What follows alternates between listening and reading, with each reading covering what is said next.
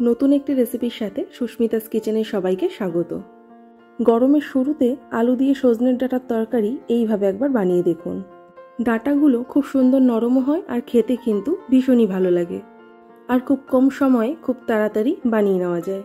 তাহলে দেখে নেওয়া যাক আলু দিয়ে সজনে ডাঁটার রেসিপি।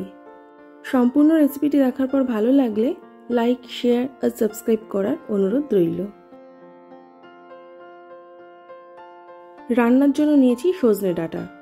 ডাঁটার খোসাগুলোকে ছাড়িয়ে ছোট ছোট টুকরো করে ভালো করে ধুয়ে নিয়েছি। মিডিয়াম সাইজের 5টা আলু নিয়েছি। আলুর খোসা ছাড়িয়ে আলুগুলোকে ভালো করে ধুয়ে নিয়েছি।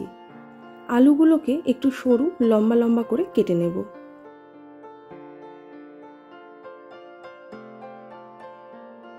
প্রথমেই কড়াইতে অল্প করে জল নিয়ে নিয়েছি। এবারে ডাঁটাগুলোকে কড়াইতে দিয়ে দেব, আর দিয়ে দেব সামান্য পরিমাণে নুন। নুন ভালো করে মিশিয়ে নিয়ে হাই হিটে ফুটতে দেব। ডাঁটাগুলোকে খুব বেশি কিন্তু সেদ্ধ করব না, না হলে রান্নার পর ডাঁটাগুলো একদমই গলে যাবে। জল কিন্তু একদম ফুটে উঠেছে। এবার একটু নাড়াচাড়া করে নিয়ে লো টু মিডিয়াম হিটে 2 মিনিট মতো সেদ্ধ করে নেব। কড়াই ভালো করে গরম করে নিয়ে দিয়ে দেব সর্ষের তেল। তেলও খুব ভালো করে গরম করে নেব।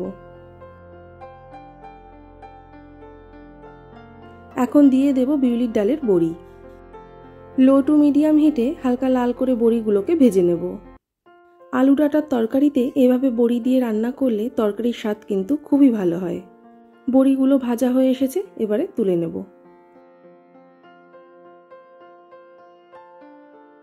এবারে দিয়ে দেব একটা শুকনো লঙ্কা আর হাফ চা চামচ কালো জিরে। ফোড়ন হালকা ভেজে নিয়ে দিয়ে দেব কেটে রাখা আলু।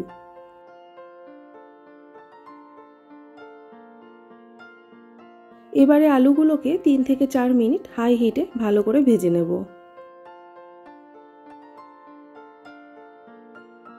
আলুগুলোকে 3 থেকে 4 মিনিট ভালো করে ভেজে নিয়েছি। এবারে দিয়ে দেব 1 চা চামচ নুন। নুন ভালো করে মিশিয়ে নিয়ে আবারও 1 মিনিট মতো ভেজে নেব। লো হিটে 3 থেকে 4 মিনিটের জন্য ঢাকা দিয়ে আলুগুলোকে সেদ্ধ করে নেব। 3 থেকে 4 মিনিট হয়ে গেছে। আলুগুলো কিন্তু প্রায় অনেকটাই সেদ্ধ হয়ে এসেছে। এখন এর মধ্যে দিয়ে দেব সেদ্ধ করে রাখা সজনের ডাঁটা।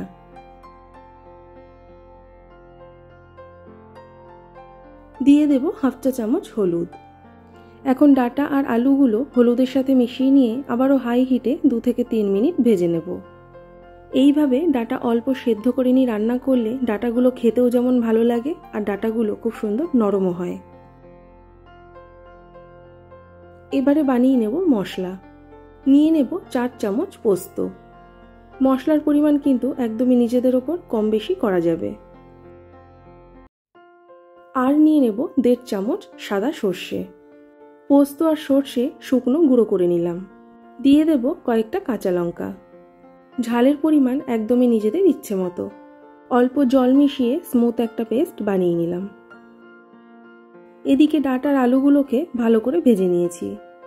ডাঁটাগুলোকে প্রথমে যদি আলুর সাথে ভেজে নিতাম, বেশি ভাজা হয়ে যাওয়ার কারণে ডাঁটাগুলো কিন্তু শক্ত হয়ে যেত। এখন দিয়ে দেব বানানো মশলার পেস্ট। মিক্সির বাটিতে জল মিশিয়ে দিয়ে দেব। আমি প্রায় 2 কাপ মতো জল দিয়ে দিলাম। দিয়ে দেব 2 চা চামচ চিনি। সর্ষে আর পোস্ত খুব বেশিক্ষণ কষাতে হয় না, তাই মশলার সাথে একেবারেই আমি জল মিশিয়ে দিলাম। এখন ডাঁটা আর আলু মশলার সাথে ভালো করে মিশিয়ে নেব। আমার বানানো রেসিপি যারা নতুন দেখছেন, সম্পূর্ণ রেসিপিটি দেখার পর ভালো লাগলে অবশ্যই চ্যানেলটিকে সাবস্ক্রাইব করে দেওয়ার অনুরোধ রইল। ভালো করে মিশিয়ে নিয়ে মিডিয়াম হিটে ফুটতে দেব।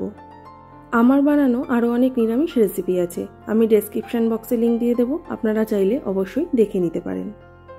এখন দিয়ে দেব ভেজে রাখা ডালের বড়ি। বড়িগুলোকে একটু ঠান্ডা করে নিয়ে অল্প গুঁড়ো গুঁড়ো করে নিয়েছি।